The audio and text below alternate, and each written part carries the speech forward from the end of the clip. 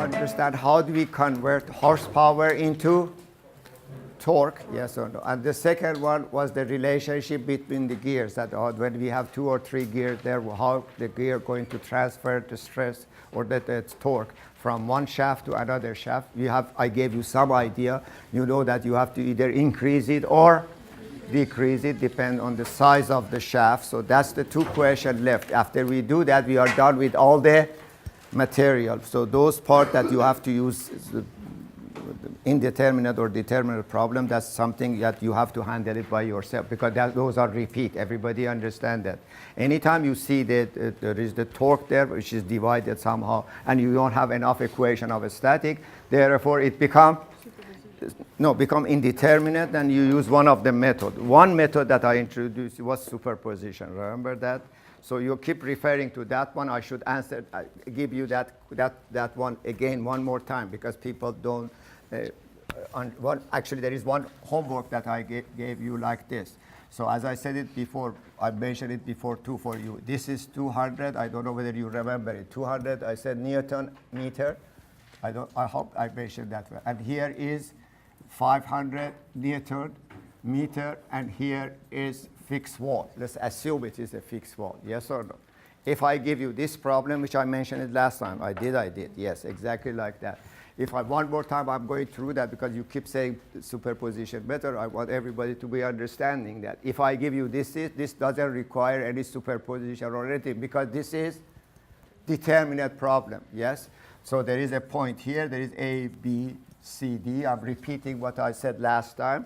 So between A, B, the internal torque is 0. Between B, C, the internal torque is 200 and 700, so on and so forth, and you can calculate the phi, you add the phi. This was problem number 1 and 2 of your homework, which is very basic. Is that correct or not?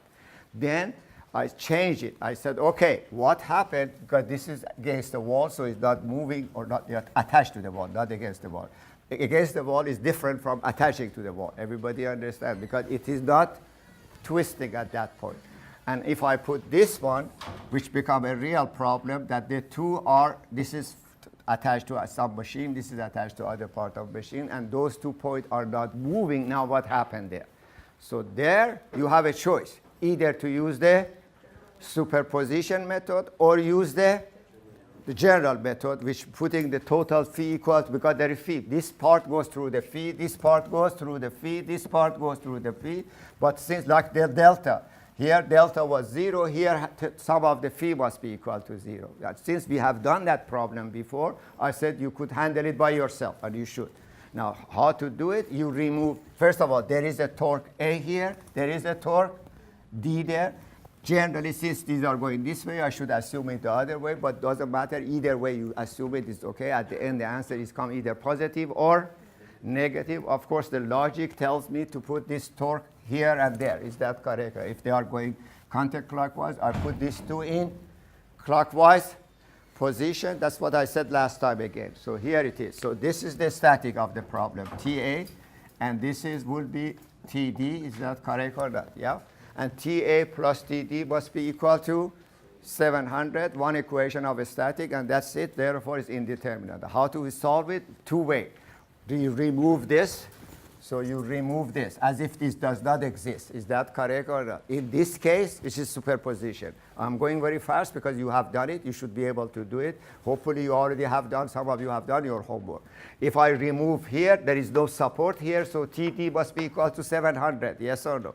Again, you already answered me that question. This is 0. This is 200. That is 700. But when you do that, this point A is going to move that way. Yes or no? But you want 0 movement, correct? So you have to put a torque in part 2. This is the part 1 of superposition. Part 2 of superposition, you take the rod. I'm sorry, I should do it in black. So you take the rod, the whole rod, and you put here a torque here at A in order, after this is being rotated now, you calculate the phi here. You calculate the phi of A with respect to D. Let's say that's 2 degrees going that way. Is that correct? So you want to bring it back 2 degrees. Obviously, you have to put the TA not that way. You have to put TA in that direction. So you put it there. You don't put these 2 in. So this time you calculate the whole, you calculate TA because phi is given. Yes or no? Correct? The other method, the second method, you just do it as standard. Standard method is this. You keep the TA here, yes or no? What is the torque in the here? TA going clockwise. What's the torque here? That depends whether TA is larger than 200 or let's assume TA is less than 200. Then it will be 200 minus TA going that way. Here will be 700 minus TA going that way. So you put total phi equal to 0. You find the TA and TV. Yes? That was the one we are talking about. Now, those are the type that you are, I do not have time to do all of those examples. But since these are all repeat, that's what I'm saying, that you should all be able to do it by yourself looking at your old homework. Now, if you had problem with the forces, obviously you are going to have problem with the moment as well. But I'm assuming that everybody have taken the previous quizzes and previous homework done. You should be able to do it if you put your phone aside, please. That's another problem. I'm very, very adamant. You either are here in class 100%, if I were you, or put 200% in. Don't play with your phone. And sorry, there is nothing as important as you listen to me carefully and learn all this material. Everything I tell you today, you are supposed to use it in your quizzes and your homework and your life even.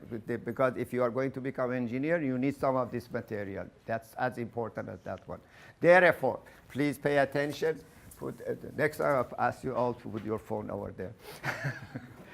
Some people do actually, so in some classes. Anyhow, now here the first one, converting, how do gear system work? Let's go through the gear system first. So let's say we have here a smaller gear and we have here a larger gear. So we want to understand how the torque being transferred from one gear, let's call this one gear A, and let's call this one gear B. How the torque, let's say that here I have, this is rotating, there is a torque here. Torque A usually given, we want to calculate torque B. But generally when two gears, I'm not showing it, they are touching. When they are touching each other, there are going to be forces exerted there equal and opposite. So this is the when the gear system start rotating on top of each other. This 2F will be applied there. But as you can, everybody can see that that F is going to create a moment about the center of this shaft like that. Is that understood? Yes or no? That is TA. So that's the torque on the gear A. And this one also, if I do the same thing as you see here, this is going to do TB, which is again F time. Now, this is the radius of gear A. This is the radius of gear B. Is that understood? Yes? Now, look what happened here. Here, this is just static. F times RA must be equal to TA. So write it down. TA must be equal to F times RA. In this picture, TB, or torque, at point B, which is, this is the center of the shaft, at B, equal to, again, F times RB, F times. Very simple operation. You already, as I said, I already gave you the hint how to do this. Now I'm doing it by formula, which probably is not necessary anyways. And you will see it in a minute. So therefore, this 2F must be the same. Here, F equal to TA over RA. Here, F equal to TB over RB. What are we looking for? We are looking for TB. I'll put the result here. We are looking for the torque in the first. If I have TA, I want to see what TB is. Is that correct or not? TB equal to what? TA times RB over R. So RB over RA times TA. Is it increasing or is it decreasing? Going from here to here, is it increasing or decreasing? TB is, let's say this radius is 3 times this radius, everybody, or this diameter 3 times this diameter, or circumference, all of that work. Or the number of the teeth you have here, everybody, because the gear have a teeth on that. Because the gear has to be the same size. Is that, but they have more teeth here than here. Is that correct? Let's say this is 3 times larger than that. Is that correct or not? So if this torque is 1 unit, this torque becomes 3 units. So, but you are increasing the torque, but what are you losing? Because it's not all gain. What are you losing? The speed. Is that correct or not? Everybody see that? Because if the small gear goes one, a large gear goes one rotation, the small gear goes, if it is 3 to 1, the The small gear goes 3 rotation. Everybody see that? So you are gaining and you are losing. So this is the gain. So if you go from here to here, of course, you should increase the torque 3 times. If you're going from here to here, sometimes you do that in reverse. You have to decrease it. So it's obvious. Larger gear, write it down. You don't need the formula. Do you understand? You need the logic behind it. If you are going from a smaller gear to the larger gear, you need more power. You need less speed, like you are going up here. Is that correct with your bicycle? Is that correct? There you should put it in your chain in the larger gear. Everybody knows that. Is that correct? Yes?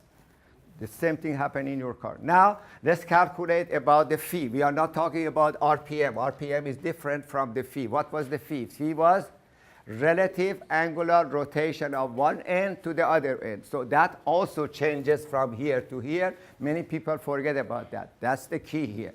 So if one rotates 1 degree, remember, if this rotates 1 degree, this is attached to it. Remember that? That's going to rotate, but it's not going to rotate 1 degree. It's going to rotate less in this because it's larger. Yeah. The formula is reversed, but let me do it anyway. So this time, this is for the phi or for RPM. Both of them applied, but let's do it for phi because the phi is the one we are concerning. Here, let's say we have a point here, A, and here. After applied that torque to that, this is going to rotate that way, clockwise. Notice that going that way, A ends up to point A1, A prime. Yes or no? Correct? Yes? And then we get here this angle. That angle, let's call it phi A, because that's this much movement here. And this A is rotating that way. That A comes to A prime here. So this one goes there. This is phi A, and you see that B is not equal to phi A. What is equal to is the length of A prime, because when they are traveling, they have to travel the same amount. Is that correct or not? The amount of A prime for both systems must be the same size. Is that correct? That's why when this goes 1 revolution, this goes 3 revolution. Everybody see that because they have to travel the same amount. Therefore, what you have to write here, you write tangent of phi A equal to phi A. Why? Because those are a small angle. We decided on that one to be equal to A prime divided by RA, because this is RA. And this is RB again, the same formula. And here I have to write tangent of phi B equal to phi B, again, small quantity, must be equal to A prime divided by RB. However, this time, A prime is the same. Is that correct for both of them? Because the same length. Therefore, here from first one, you get phi A RA equal to phi B RB. We are looking for phi B. So we are moving from A to B. We are looking for phi B. So phi B becomes equal to RA over RB phi A. So this time the phi, as you guessed it before, phi is going to decrease. Now, do you need the formula? Probably not. I'm not asking you to. I just prove it for you because you want to know what happened there. Your logic was telling you what to do. Is that correct or not? Yes? That logic is good enough for this section. So that's it. When you're going from the small gear to the larger gear, the torque increasing, the phi is, remember, the phi is decreasing, the RPM decreasing as well. Is that correct? So if one goes 3,000 RPM, the other one, if this ratio is 3 to 1, it will be 1,000 RPM. Is that correct or not? Yes? Including the phi is, again, one more time, because we are going to use that in our example. And that's the one that most students are going to miss, because you have to understand, you gain, you lose. Is that correct or not? So that's the balance. Okay, now let's go to problem number 2 in your handout, the previous handout, not today's handout. The previous handout is about still chapter 3. This is the last part of it.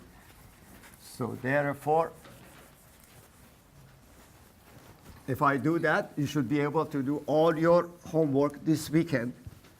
Whether we have a quiz and the homework due next Tuesday or Thursday, that should be immaterial to you. You should finish all your homework this week, because the next week you should concentrate on chapter 4. We have only 4 more weeks. We have 4 or 5 more chapters to cover. We have lots of work to do. You should not postpone anything. So that's why do not look. So if I give you the homework is on quiz is Thursday, don't postpone everything until Thursday next week. That's a no-no. That's the worst scenario. That's why I don't know what to do. I will tell you when your quiz is, but I want you to do, because it may be Tuesday. Most likely will be Tuesday. Everybody understand what I'm saying, that you have to catch up. We have lots of work to do, and unfortunately, very short time left of the quarter. So here we go to problem number 2 in your handout. So everybody should have that problem in front of you. I get my data, see what we have here. Okay, this is what happened there. Here, there is a gear here, smaller gear, then there is a larger gear there, then there is a shaft there from here there. So this is point D, this is point C, this is point B, and then there is a shaft here, so attached to this, so I'll show it like that. So behind that, so it's going, this is a gear system here, and we are assuming, this is not the case, we are assuming this side is no rotation or it is fixed to the wall. This is problem number 2 in your handout. I already did number 1. I explained number 3. I'm going to do another example similar to the 3. So this is number 2. Is that understood? You cannot write it there because it's more involved, so you want to write the result in your note. So the length of this shaft AB, the length of that is 1.5 feet. The length of shaft CD is 2 foot. So it is given. Both of them are of the same material. And G is given. Apparently, G is equal to 10,000 KSI. So G is given 10,000 KSI. And the diameter for each one is given. Now, we have 2 things here. Don't mix this together. One of the students asked in the other class. We are concerned about diameter of the shaft. The diameter of the gear has nothing to do with that. The diameter of gear is for the gear system. Is that for the torque, etc., etc. We are looking for, or generally, this D is given to AB is got 2.25 inches. And this diameter here is given apparently 1.75 inch. And the radius of this gear, this is 4 inch, and this is 1.6 inch. And the torque applied at D is equal to 8 kips inch.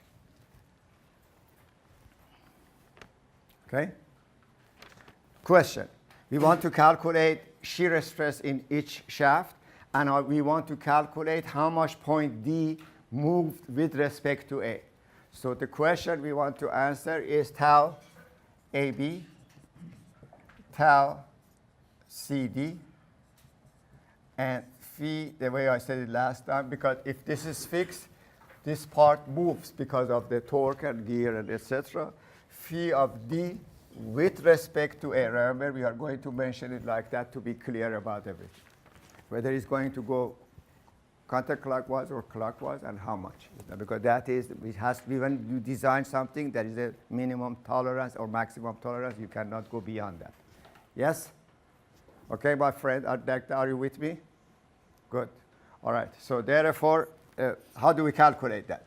Now, first thing first, you have to calculate the J for each part. Is that correct or not? So let's do that. So J of AB, so equal to pi over 2 times radius, not the diameter, so please be careful. The radius is equal to 1.125 inch. So that gives you 2.515 inch to the power of 4, or you can write it 3-digit, 2.52. That's good enough. Remember, I said you have to carry it to 3-digit. Here I carry it to 4. So tau J, I would usually ask you to do this separate because you don't want to repeat that in your formula again and again. Pi over 2 times the radius. Oh, this is to the power of 4. Sorry. So therefore, multiplied by radius, which is 0.875 to the power of 4. So this one, 9.920 inch to the power. So we have calculated that one.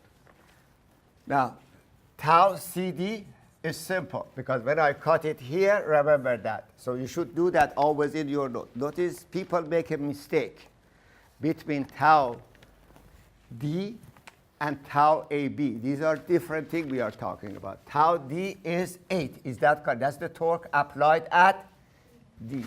This shaft CD goes internally through, you should always write it like that. Torque in shaft AB. Oh, in this case, CD, I'm sorry. So in CD, we are talking about CD. And that, of course, is when I cut it here, I see this, is that internally I say 8, so it's equal to that. So equal to 8 kips inch. Okay. All right. Then I want to calculate tau. Tau equal to, I gave you the formula last time. The tau was equal to TC over J. So T is 8 kips inch. I used the unit last time, so I don't need to, but I have to keep it in kips and in inch, everything. Times what? Times C. What's the C for this one? The C for this one is 0.875. 0.8. This is something I did last, so this is really repeat, so it is no significant here. Divided by, we are talking CD, equal to, divided by 0.920, which is inch to the power of 4, so it becomes 7.61 KSI, or kips per inch square. That's the amount of shear stress in shaft CD, right? Now I want to calculate shear stress in shaft AB, yes or no? What's that? Obviously, it's not 8. Everybody understand that. That was what we were talking about. It's not 8. Now, look what happened here. So be careful here. Tau D is 8. Everybody understand that. Torque here in member CD is 8. 8 going to be transferred here. Remember exactly what I said a few minutes ago. That 8 are going to be transferred to that. So in effect, you should write this. Torque at this end of that, which is torque C, must be equal to 8 kips inch at well. Now you are going to calculate torque at gear B. Is that correct or not? Due to the operation I just showed you. Is it more or is it less? You should have the answer right away. Of course, it's going to be more because it is bigger gear. Is that all you need is that. So here, what's the rest of the problem? So then you say first T at the gear B, transfer it. Forget about these two. That comes afterward. Friend, you transfer it from here to here. You transfer it 8 to here. Is that correct or not? So therefore, it is going to be 8, and the ratio is 4 inch over 1.6 inch. That's the radius of this versus radius of this one versus radius of the larger one over the smaller one, because you said you want to increase it anyway. That's 4 over 1 inch, which is 2.5 by the way. So it's 20 kips inch. The torque, because of this operation, now suddenly goes from 8 to 20. So now what is the internal torque here? The internal torque in that shaft also equal to 20, because there is nothing else. Remember, if I add another one here, so let's see, sometimes this happens. From here to here is 20. If I add something here, the rest of it is a little bit more. Everybody understand that? But the transfer from gear C to gear B went from 8 to 20. What you do afterward is just simple one again, basic again. You understand what I'm saying there, correct? Okay, so therefore, now let's calculate tau AB. Tau AB equal to the torque. The torque is 20 kips inch multiplied by the radius of that one. The radius of that one was 1.125 inch. This is kips inch. So if you want to use the unit again one more time, that's okay. Divided by 2.515 inch to the power of 4. This time that becomes 8.95 KSI. I tell you this, many people, when I give this kind of homework in the quizzes or finals or things, everybody does this part correctly. When mistake people get into trouble is the second part, which is about the phi. Is that understood? So please pay attention to this part.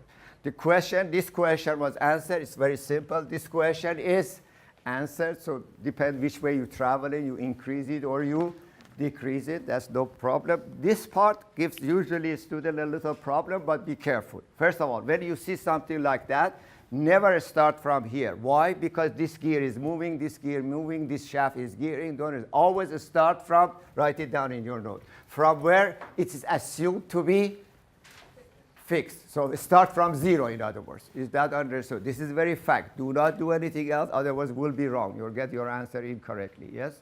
Start when place a point of the system which is not moving, in this case A. Is that understood? Yes? Notice if I put here fix and I put here free, you should stop. I started from here. Everybody see what I'm talking about? Yes? Okay, now, what is the phi of B with respect to A. Is that correct or not? That has nothing to do with the gear system. Here is 0. Here you had a torque of how much? You had a torque of 20 going counterclockwise, yes or no? Correct? So it's positive. So you are moving it in the counterclockwise position with the phi BA, yes or no? Which is TL over GJ. I'll give you the formula. So you use TL over GJ, but you have to use it for shaft AB. Is that correct or not? What's the torque? What's the torque in AB? Torque AB is 20. Yes. What's the length? 1.5. No. But you have to convert it into inch. Remember that? Because everything should end up to the pound per inch or kips per inch. So we never have foot. So you make a conversion here. So that is that many inches. Yes or no? Divided by G. G is 10,000. KSI, so KSI works, so that's the kips per inch square. I already did that. Multiplied by J. J was, for that one, was 2.515. So you calculate that one. I have to put the result here. You put that one, and the result will be a simple one, because this is the one that everybody can do that. So far, so good. There is no problem there. Radian. So this is near 1 degree. It's less than 1 degree. It's 0.8 degree. But let's assume it's 1 degree, just for the sake of discussion. Okay?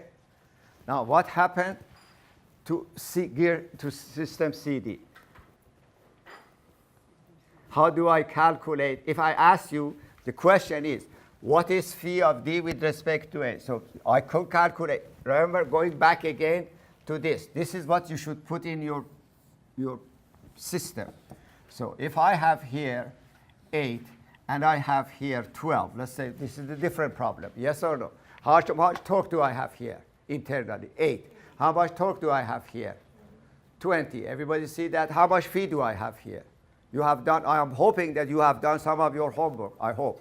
Is that correct or not? Because you don't have anything to do last two nights. Is that correct or not? I'm assuming again. Is that, so phi of AB plus phi of BC, yes, you add the phis together, yes, like delta, yes. If they are going in the same direction, you say one goes 1 degree, the other one goes 2 degrees. Can you do the same thing here, which many people do, yes or no? The gear AB goes through certain rotation, gear CD going to say, but what about transfer from gear B to gear A? Everybody understand what I'm, do I have to change that one? Now look what happened here. This shaft rotating 1 degree, yes? That means this gear rotating 1 degree this way, correct? This is going to rotate with it, yes or no? Is it going to rotate 1 degree or more or less? That's my question is. More, because it's smaller, yes or no, correct? So this is what you calculated here. In actuality, you calculated phi of B with respect to A. But that at the same time, these are the things you don't see in the book or you don't see in the solution manual. But that's the logic that I'm showing that. That at the same time is phi of B, yes or no? Phi of B at the end of the shaft is rotating with the shaft, yes or no? One more time. Here it is. This is the shaft. Okay, you calculate here rotating 1 degree. Is that correct or not? So this gear rotating 1 degree. But this gear is attached as phi of B. Now, how much phi of A I have? Because A and B are attached to each other. Yes or no? Yes, more or less? More, because it's a smaller gear. Yes or no? Therefore, I have to multiply that by the same ratio. Is that correct? So phi of A, as the result of this movement, A is going to move in the same direction. Notice this is moving this way. So this is going 1 degree. This is with this ratio, I have to actually 2.5 times. Everybody see that? This would go 2.5 times more. Therefore, phi of A become equal to 4 inch over 1.6, which is 2.5. That's what the ratio I gave you. Multiplied by that phi of B. So in other words, it becomes 2.5 times the 0.0413. Which become equal to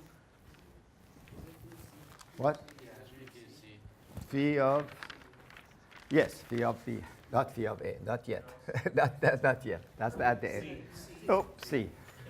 Not B, C, correct, you're right. phi of C. We are going from B to C, right?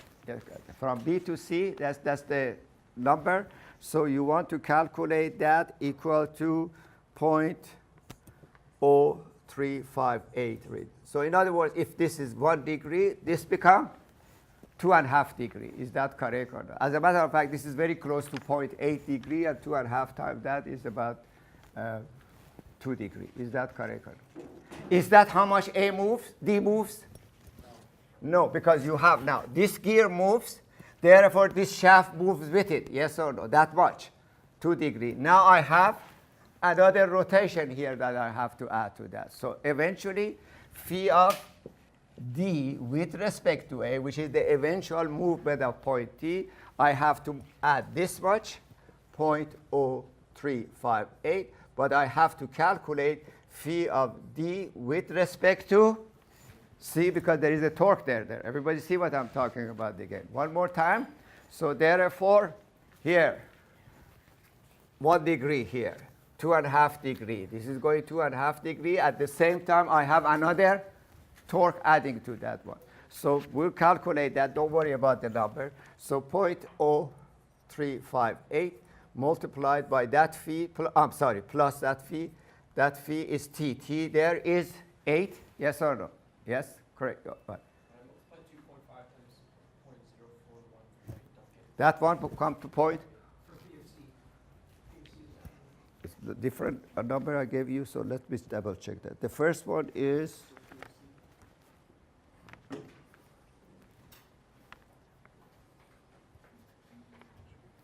no. How did you get that one? Oh, maybe I. All right. That one is wrong. Why I put that? I don't know. When I talk to you guys, I forget about looking here. 1443, 143, 2.5 times. This is correct now. Thank you for correction there. It should be 143. I said it, but I wrote it in reverse. 143. Okay. Now we are okay, right? Actually, 4 would have been much larger. That's what I have here, 0.0143, and this is correct. Now, this is correct. This is correct. And now here we are calculating that one. So that's 8 times 2 feet now. 2 times 12, yes or no? Correct? That's the shaft AB now, correct? And then divided by 10,000, and then multiplied by J of AB. J of AB is, or CD, I'm sorry, we are talking about CD there. CD, that's 8 to 12, 10,000, and CD is 0.920. This should be okay. The idea is important. Everybody understand that. So one more time, guys. You calculated movement here, yes? The movement of AB is the same as B, correct? Then you adjust it. Then you add this part to it. That's as simple as that. That's all you have to do. Because there is an adjustment because of the gear system, many people forget about adjusting your phi. Is that they move on, they add phi of AB to phi of CD. If the 2 gears are equal, you can do that. Everybody understand that. But since the phi are generally not equal, so therefore, of the 2 gears, so you have to add that one together. The number should be okay, don't worry. I just miswrite it there. Yeah. Is that okay?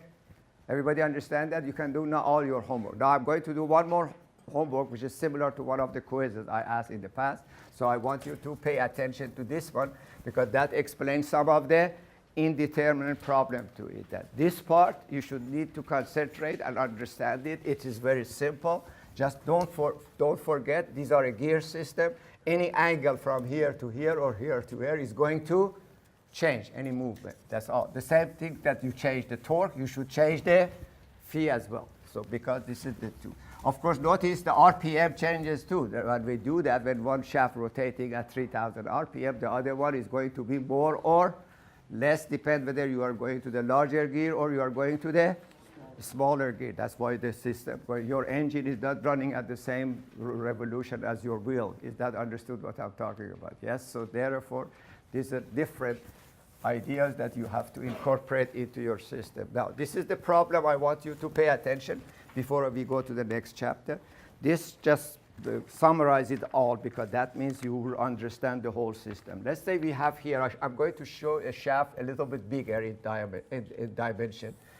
not in the length, but in the diameter, because I want to change it. If I give you this problem, one side is fixed, one side is the free, and then there is point A here, point B there, and point C there, and I'm going to put here a 3 kips foot of torque there. I'm going to put here a 4 kips foot of torque here. This is very elementary problem, yes or no? Let's say this is aluminum. The whole thing is aluminum. It's a solid, and the diameter is 3 inch. I will give it to you, and I'll give you the G of aluminum is equal to 4,000, for example, KSI, and so on and so forth. If I give you this problem looks like your first homework. Is that understood? That I'm hoping again one more time that you have done your homework. By now you will know what I'm talking about. This should be very simple problem. That means torque from A to B is 4, from B to C is 7. It's solid, no brainer. Is that correct or not? No. I'm going to change that. I'm going to drill here a core part, take this part out. So it's going to be hollow from here to point B, where the other one is started. So that's where point B is. So this part, this is still aluminum, and this is aluminum, but instead of being solid, it is hollow. Still, it's no brainer. Everybody understand what I'm saying? Still, this is not the question I want you to concentrate, because part is still the torque here. Everybody with me here? The torque here is 4. The torque here is 7. The only difference is this is hollow and this is the, so I'll give you the dimension. So when it is here, the diameter is 3 inch when it was solid. Now I have drilled a hole with a diameter of 2 inch inside of it. So one part AB is hollow, for BC, still no brainer. Is that correct or not? Now, the one I'm going to change is the following. I'm going to put here inside of this hole and attach it to there or bond it together still. So inside now that core were drilled and put a still part inside that, which is composite. Everybody see what I'm talking about? Okay? Now the question is, if this is 2 inch diameter, this is 3 inch diameter, so inside here is still, these are the questions usually I ask, what is the stresses in each material, and what is the phi of A with respect to C? The same question. This is not the gear system. This is something to do with the determinant and indeterminate. You already guessed what I'm talking, how to solve this problem. You should be able to. Okay? So how do we solve this one? How do you calculate tau in the part AB? It's 4 kips foot, all goes to aluminum, all goes to steel. This is how your logic works. This is something we discussed it last time. Is all of them goes to steel, all of them go to the aluminum, or is going to be a division, yes, between that? Yes, a division, yes? So first part of it actually is indeterminate. Everybody understand that? Something I just adding 2 systems to each other. So for part AB, so write it down. For part AB, because it is a composite shaft, the whole torque must be, part of it must be going to the aluminum. Probably everybody see that system there, yes? If you cut it here, in other words, what is the internal torque here? The internal torque is 4. That's no doubt about it. But it goes part of it to steel, part of it to aluminum. This is the section. Everybody, that's the steel. This is have you seen this problem before? Again, that's all I'm throwing there. But if your logic is correct, you are doing your homework, you are understanding it, you are not on top floating. That's what I say. I told you earlier. Are you working with your homework just through the solution manual, or you are thinking yourself, coming with the decision of your own, which, as I said it many, many times, if you come up with 50% of it, you will pass this course. You can't copy that from solution manual 200 times, you are going to fail. How else can I tell you to change your habit of learning this material?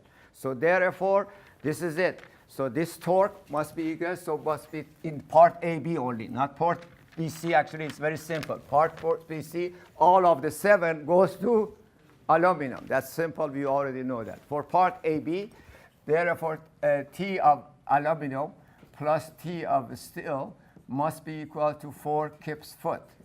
Become immediately an indeterminate problem, yes? One equation, two unknown, but what is equal, we said that before. Phi of aluminum must be equal to phi of steel. So before we do that, then we need the J of each one. The people make a mistake that. So let's calculate J of a steel. J of a steel, this is for AB. J of a steel, let's say for, J steel is only AB, so I don't have to put it there, is equal to pi over 2.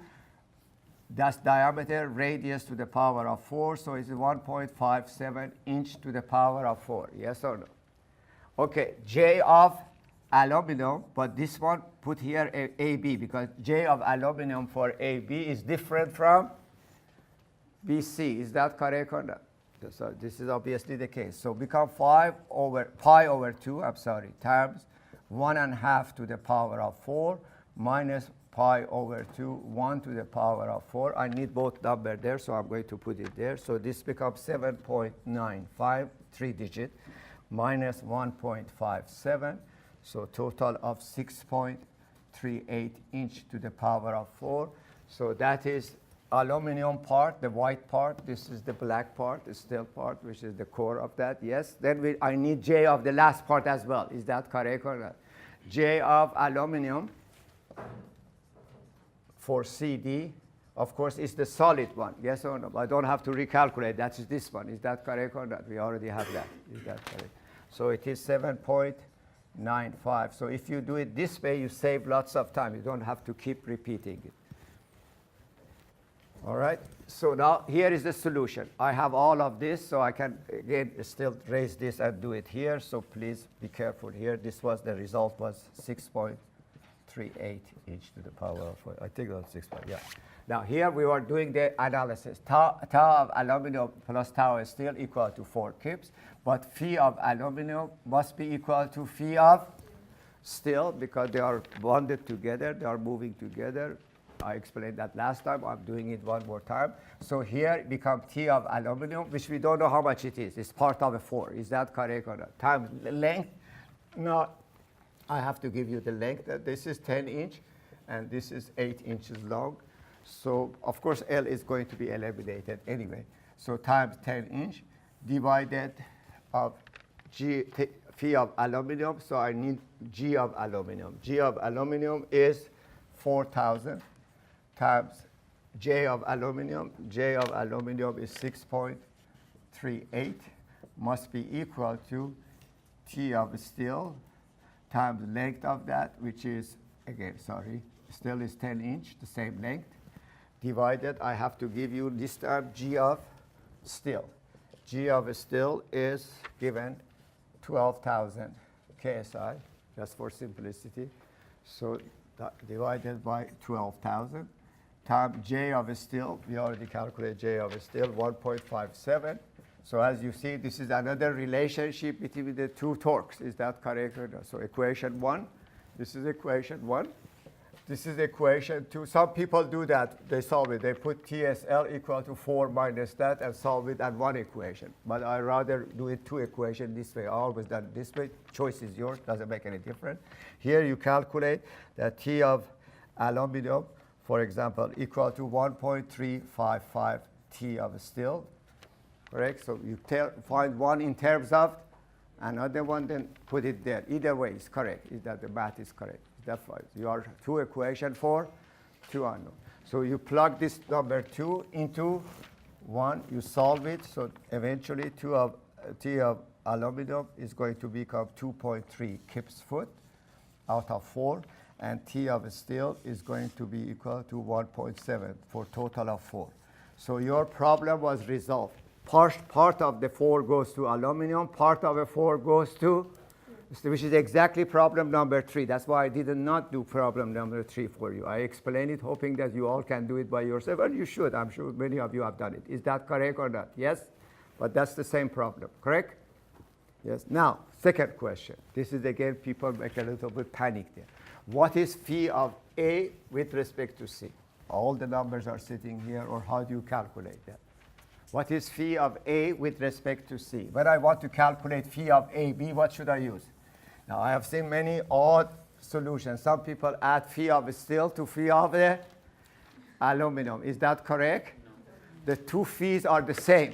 So you either can use phi of steel or phi of aluminum because they are both moving the same amount. These two are equal to 1 degree. So from here to here you have 1 degree. From here to here you have to have whatever it is left there. Is that correct or not? So that's how you do it. Exactly. You got it right. I hope everybody understood what we just said here. So what I'm saying that the two of them moving together and they are moving this. So either you can use this or you can use either one of them, not both of them. Is that correct or not? So therefore, phi of A with respect to C can be written of phi of steel or aluminum from B to A plus phi of aluminum from C to D. Is that correct or not? Yes? Got the logic? This is not important. What you understood from it is more important. Yes or no? All I'm saying is, guys, these two together, which is this or that, not both of them. If this happened to be 1 degree, for example, so this part goes 1 degree, this part goes another 2 degrees, so I have to add it together for total because they are going the same amount. Yes or no? That's what I've written there. So really formula is not bad. What comes into your head and how you analyze there or how you write it down is important. You cannot duplicate this equation for other problems. Everybody understand what I'm saying there? Key is you should not add this plus that plus that. Everybody understand it? One of these two plus the rest. Is that understood? That's it. Is that everybody agree? Okay then. So the phi of steel of the first part, we already have it there. This is the phi of steel of the first part. Is that correct? I can use aluminum instead of that. Doesn't matter because these two are equal anyway. Everybody see what I'm talking about. Therefore, I duplicate here. But T of steel end up to be equal to 1.7. 1.7 keeps foot, but don't forget to multiply it by 12. Again, you have to put it in here. I did not put multiplied by 12 because this was the ratio, so they would eliminate. Everybody understand that? Actually, if I was going to do correctly, I should put here 12 because these are all inches. Everybody see what I'm. But then we didn't have the unit there. Is that correct or not? Yep. So 1.7 times 12 times 10 inch divided by 12,000 times 1.57, which the movement of AB. Is that correct? The plus movement of CD. And movement of CD, of course, is the torque from C to D, which is 7 times 12. The length is 8 inches. Is that correct or not? Yes. And the rest is aluminum. And the J of aluminum is 4,000. And the J of the solid part is 7.95. This is the movement of CD. This is the movement of AB. Is that correct or not? Yes? Why you are so suddenly quiet? I didn't say anything. This was the simplest. Is it too simple? I don't know. Yes? Correct? All right. Any question? Nope. Why did you multiply 1.7 by 12 again? They are Kip's foot. And everything is had to be Kip's inch. But here I did not put by 12 because the 12 and 12 will cancel any, because here we didn't use any unit there. That's the ratio is important. Because everything, remember, everything, this is something everybody, still people in this class have lots of problem with the unit, guys. Many times you are losing the whole problem because of the unit. The unit of stress either pound per inch square or Kips per inch. We never have foot square. So everything has to be converted, but you don't go back, change all this number to 3 times 12, everything. You do it in your final. I said it many times. That's the easiest way to come. You use the data given to you. In other words, everybody should write this in your notes. You use the data as it's given. You make the conversion. When you are writing equation, you multiply it by 2, you are divide by 2, you make it millimeter square into the meter square, or et cetera, et cetera. The conversion comes there, not in the data. Is that understood? So, question. In the equation, where is CD? CD, phi of aluminum. Yeah. Oh, from, I'm sorry, from B to C. There is those D, I'm sorry. Okay. the aluminum part. Why you are concentrating on, as I said, don't concentrate in this. This changes from problem to problem. I don't even pay, when I write it down, I even don't pay attention. All you want is phi of this part, which is either steel or aluminum, plus phi of that part. Yes or no? That's as simple as that. Okay, so you add it together. Yeah. So no matter if you choose steel or aluminum, the denominator for the different. I put the steel part there. Yeah. So they'll come out the same though. Yeah. Yeah, I can put the steel or I can put the aluminum for the, because they are the same. Phi of, for the AB, phi of the aluminum, that's the whole key. For the aluminum is phi of the steel, so I can use either one or not, but students add those two together. So then they end up with, let's say this is 1 degree here, 2 degree there. Is that understood? If you add 1 and 1, that's wrong, because that phi is not correct, but two of them moving in the same amount. That's what I used here. Is that correct or not? So that's it. Let's go now to your new handout, guys. We have, how much time do we have? 20 minutes? Good. We have enough time to cover next time. There should be, one more thing I left. Oh, I'm sorry. I know, otherwise that's why we have 5 minutes extra. So, okay. I answered one of your questions. That question was the gear system. What was the other question I was talking about? Converting the horsepower into torque. So let's do that and at least give you the formula. You can do it yourself. Now, it's very simple. The formula will be given to you. You don't have to remember it again. This is what we do. We have two systems. Usually our system, we have a horsepower. You go buy a little engine to draw, to do something at home. It has half a horsepower, 1 horsepower. You go, your garage door goes with a little engine there, half a horsepower, 1 horsepower, etc., etc. So you want to know how to convert the horsepower into torque. Is that correct or not? T. Yes. The formula is the following. So please write it down. The T become equal to, you put here the number of horsepower, whatever it is. Of course, if you are driving a car, you go up to 100, 200, 300, depends what kind of car you're buying, 400 horsepower. You are talking about the engine of aircraft, so you're going much higher. Everybody understands that. But that number of horsepower there, to multiply that by this number, which should be given to you, 550 pound-foot. Remember again the unit per second.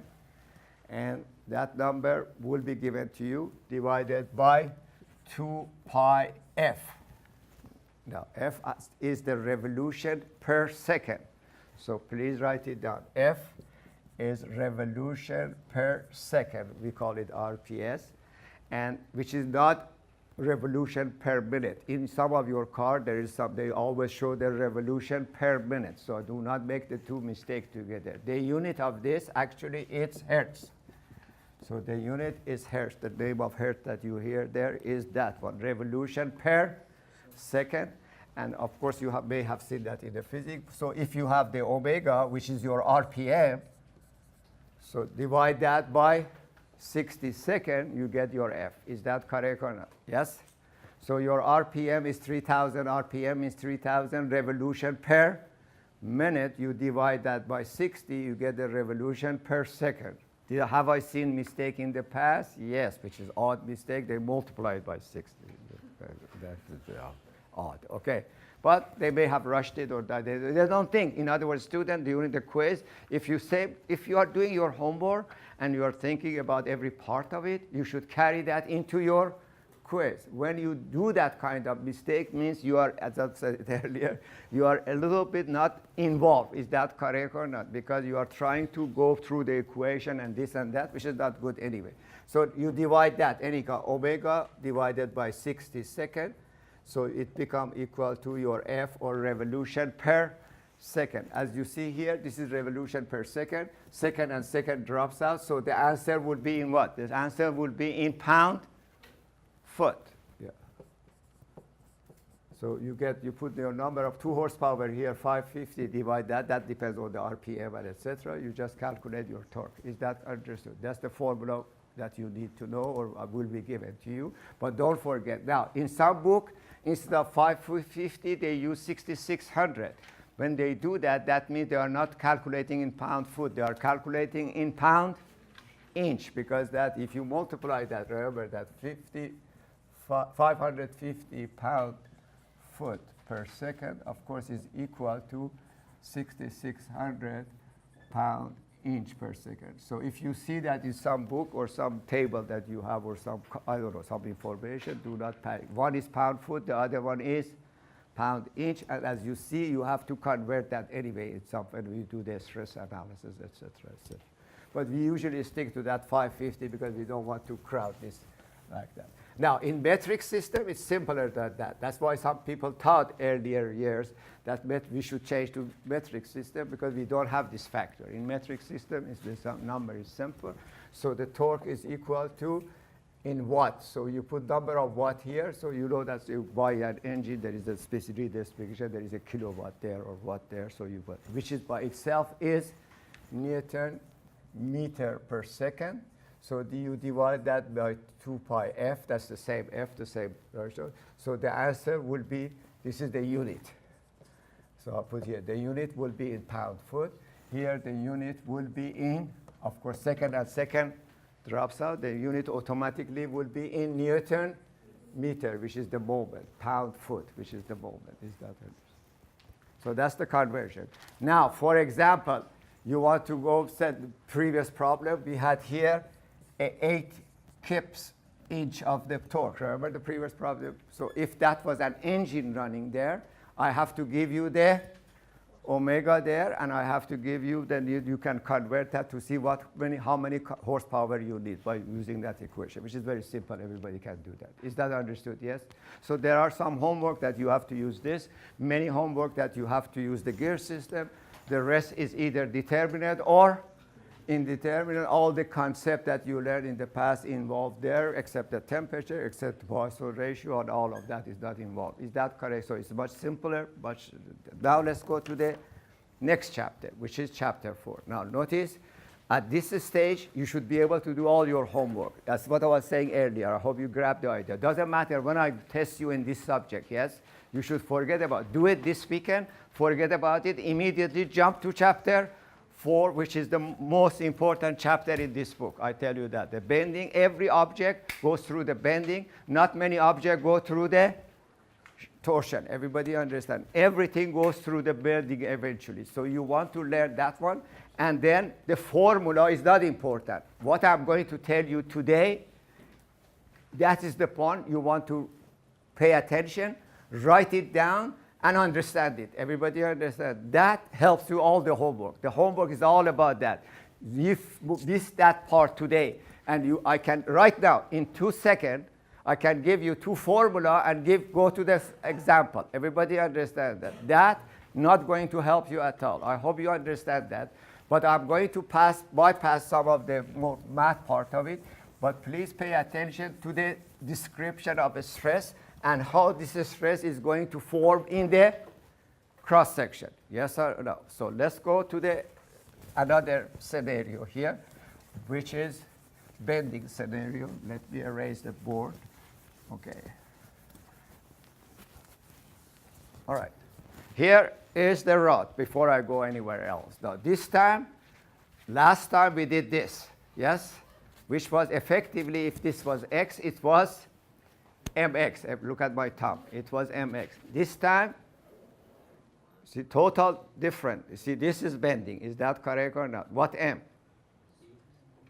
Look at my thumb. What m is that? If this is x, this is y, this is z, what m is this? Z. That's what in static. Remember, I hope everybody understand what you were doing in the static. In a static, when you were doing 2D problem, this was x direction, this was y direction, this was your m. Is that right? What is this m? Is it mx, my, or mz? Mz. Look, put your hand here. This z. Although we never mentioned that, but all your 2D problem, there is mz involved only. Is that correct or not? But when you went into 3D problem, then you had mx, my, and mz. So this is still mz is a moment about the z-axis, which very important, become very important. So as soon as I do that, look what happened here. I'm going to put this picture here. This is the rod before the formation, yes? I put a moment here like that, a moment here like that, which are, of course, m. We don't put z here, but they are m, z, which causes this beam to bend like this. Is that? As soon as you see that, So you see here something very important which you haven't seen it before. In chapter 1 and 2, when I'm putting forces here, the stresses were uniformly distributed here. Look now here. Is the stress the same, do you think, or not? Look on top.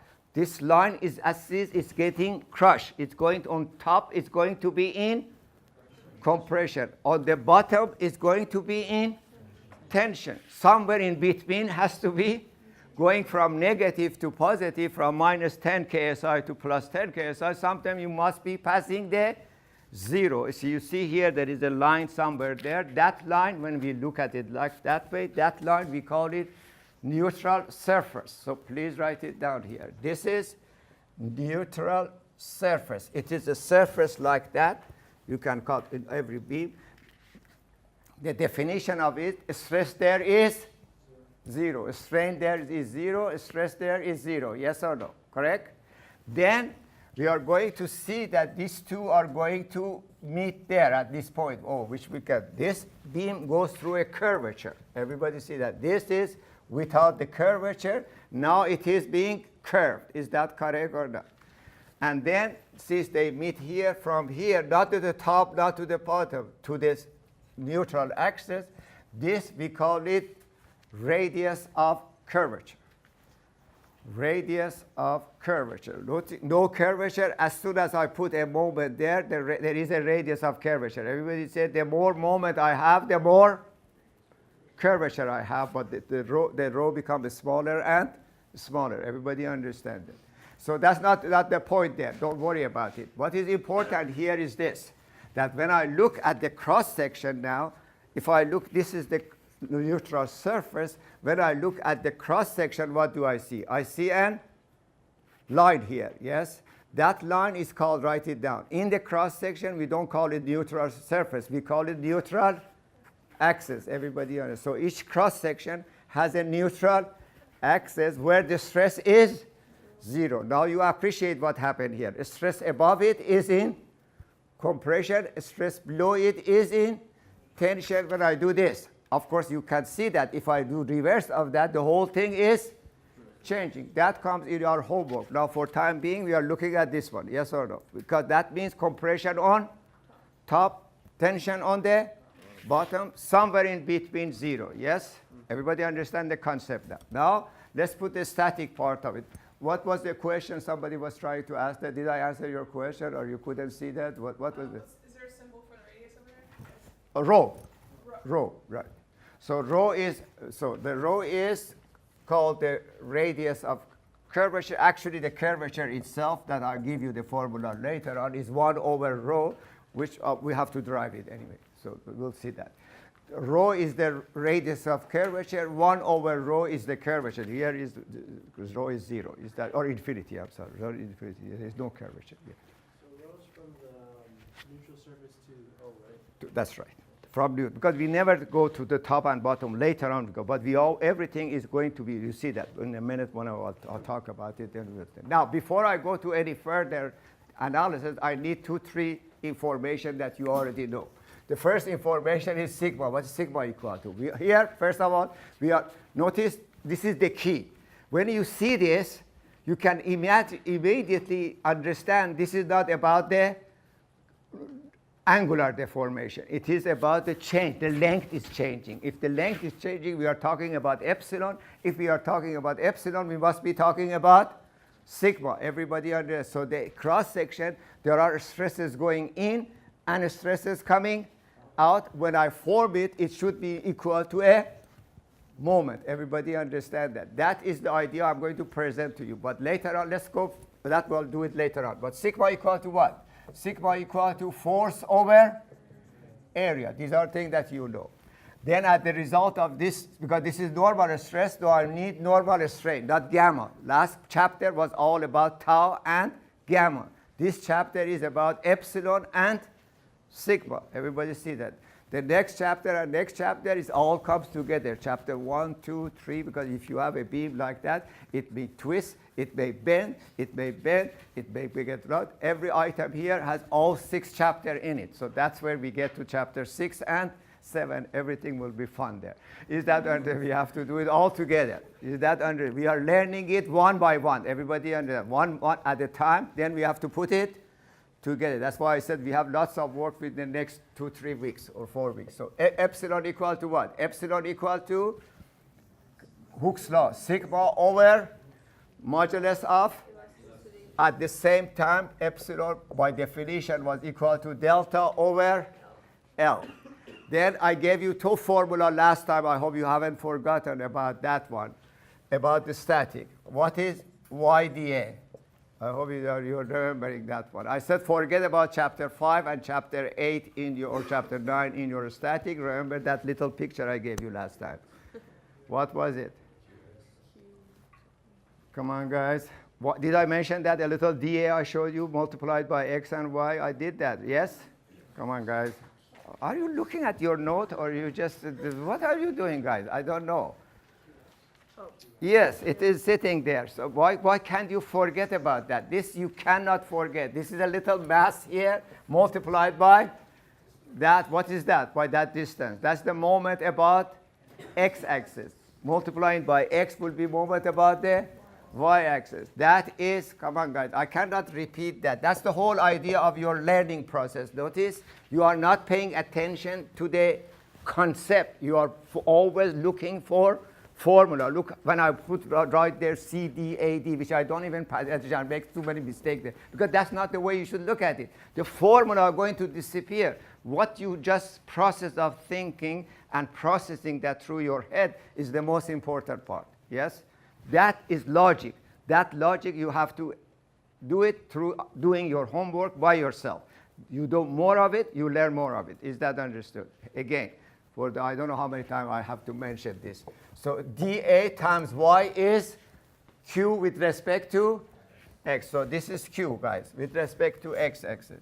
And then dA times y squared was moment of inertia, yes or no? Because this was the second moment. I already gave you that formula last class, but unfortunately that's y squared dA. Is that correct? dA times y is first moment, dA times y again times y become the second moment or moment of it. That's all you need. That little picture covers the whole. We are going to use Q in the next chapter. We are going to use I in that chapter. We used the polar moment of inertia in the previous chapter. You have to understand the meaning of that. Is that understood? Yes? Okay, guys, so let's bypass that and go to now this idea here. Now I'm going to make a cut here. When you go a cut here, obviously you see a moment here and a moment here. We call it internal moment, which should be a stress. Everybody understand that. It is not sitting there somebody. This is action, external. Inside is stress. Is that correct? So let's get to the stresses then. So let's say that this, when I cut it here, I see this cross section. I am showing the cross section, odd cross section. It has to be any kind, just to show you how it works. Is that correct or not? Then there is somewhere here will be a neutral. This is the beam. I want you to understand. The beam is going like that. This is the cross section of the beam with this odd shape, which is that understood? Yes? Could be this, could be I beam, could be T beam. You have seen it in the static. Is that correct or not? However, this is in general. What is important here that if I look at this point, which is at the distance of y from neutral axis, this is neutral axis, this is the neutral surface. Everybody understand that? That's the neutral surface. This is the neutral surface. On the side, when you look here, this is the cross section. This is the neutral axis. The top is compression. The bottom is tension. Okay, so now I'm going to get a dA here. Now, this force, if it is in compression, should be going in. Look at the book. This is copied from the book. Look at your handout. The direction of F is wrong. So change it.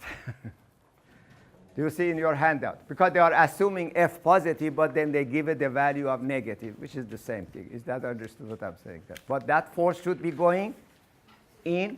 On the bottom, the forces should be coming out. Because in order to have a compression there, I have to have here a delta F going in. Here I have to have a delta F coming out, because force over area, is that correct? But this is not constant. I cannot use it everywhere, so I have to get a point and call it dA and dF. Is that correct or not? Yes? Like calculus. Right. So sigma here equal to what? Or sigma here equal to what? One is in compression, one is in tension. Sigma become equal to force over area. I have written it already. But what force? Force is dF. This is dA. Is that correct? This is the math part of it. Is that correct? Which is either in compression or in tension.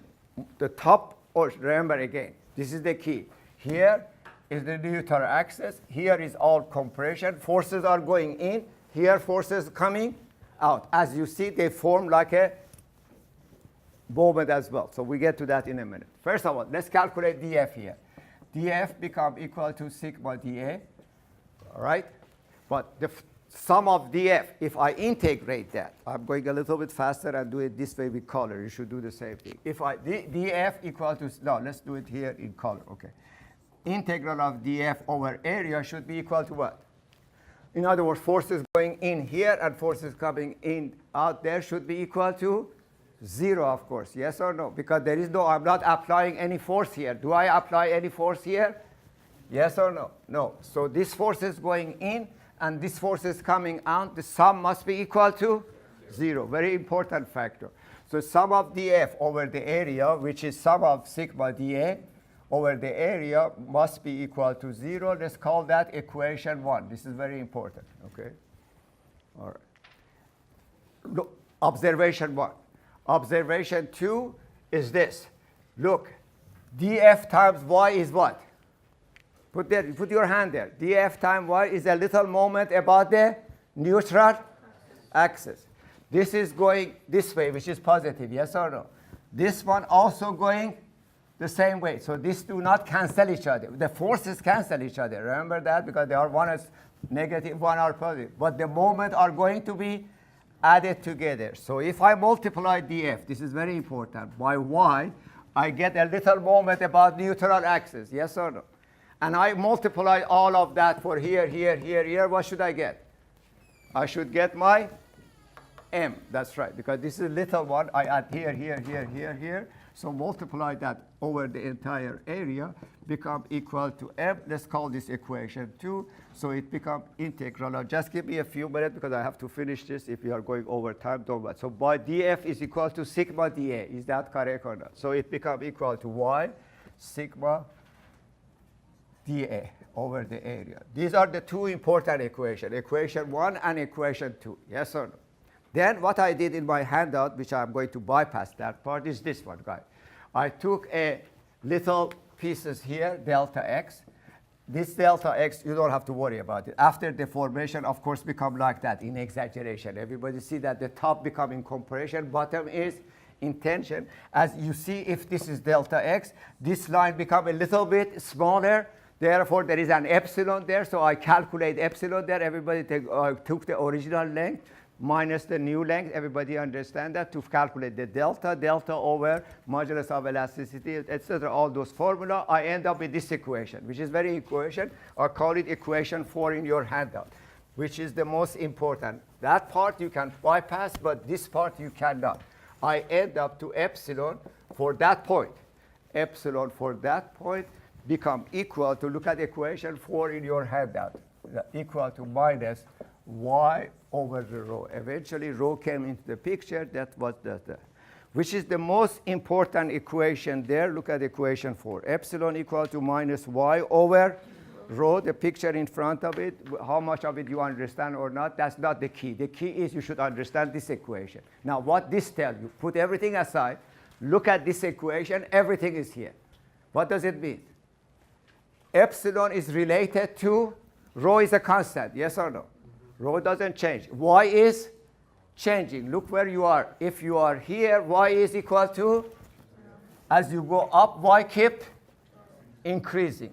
So epsilon is keep increasing or on the neutral axis. Look at that. On the neutral axis, when y equal to 0, where are you? You are on the neutral axis, which is the most important understanding of the whole thing. Epsilon must be equal to 0. Therefore, sigma must be equal to No strain, no stress. How the stress changing? This is the key. How the stress changing, the student forget. It changing with the y. Therefore, it is linear. It's not a parabola. Next chapter, chapter 6, we'll get into parabola or something else. The stress keep changing with the y. And y is not y squared or a square root of y. Everybody see that? So the stress keep changing or strain changing linearly, the most important part. Therefore, this is what I'm going to do here. I don't need this formula anymore. What it happened to this, if I look sideways now in the beam, this is the beam. That's the cross section. This is sideways. On the neutral axis, sigma is 0, epsilon. As I go up or down, this change linearly, yes or no, with the y.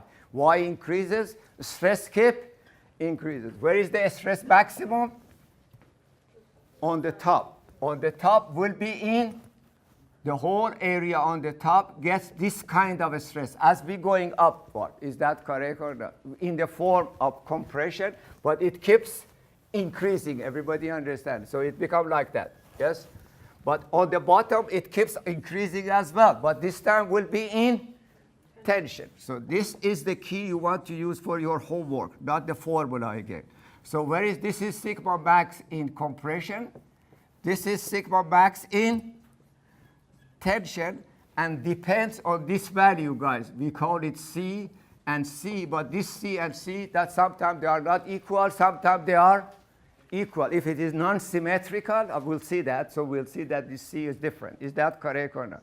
Key is stress on the neutral axis 0, keep moving up, it keeps increasing. Now, one more question, which is, this is sometimes that the student totally forget about that. Everybody remembers that.